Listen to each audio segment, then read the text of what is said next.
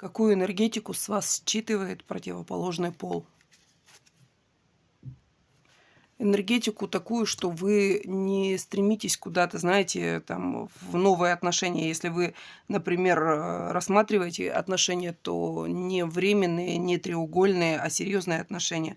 Вы тот человек, который трансформируется. Сейчас находитесь в трансформации, и люди видят, окружающие видят, противоположный пол видит, что вам тяжело. У вас сейчас вот как раз вот какая-то, знаете, ломка происходит, которую окружающие, именно противоположный пол, замечают. И вы пока не контролируете этот процесс, потому что, как я уже говорила несколько раз о том, что смерть, аркан трансформации, он никогда легко не проходит.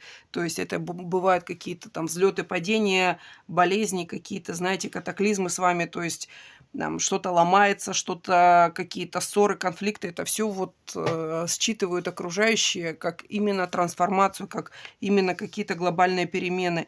И вы пока еще не пришли к тому вот, к той золотой середине, к которой каждый стремится.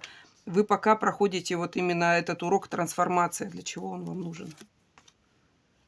Вам нужно вот кому-то реально нужно выздороветь. Вы сейчас вот кто-то находитесь на стадии выздоровления. Это не может быть не только физическое здоровье, это может быть и психическое здоровье. То есть после расставания, после распада пары, например, кто-то приходит в себя и не партнеры, а потенциальные партнеры, то есть противоположный пол считывает, что у вас подходит к концу какой-то период.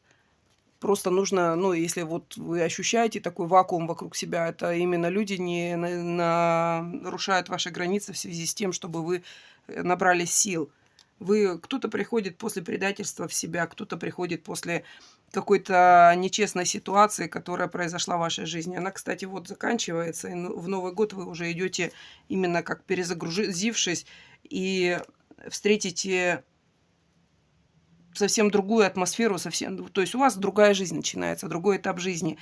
И та вот неуверенность, то шаткое положение, которое было, вот сопровождало вас, например, сейчас сопровождает, оно уходит, и развития этому не будет. Вам, если актуально, послушайте совет от третьих лиц, например, меня, да, что послушайте дельный совет о том, что не надо там печалиться, не надо закрываться в том состоянии, которое вас сейчас преследует, потому что это будет уже в новом году, это уже будет, например, даже у кого-то там с декабря начнется новый этап жизни, когда вы начнете по-другому воспринимать мир, и мир начнет воспринимать вас так же, как и противоположный пол, так же, как и окружение ваше.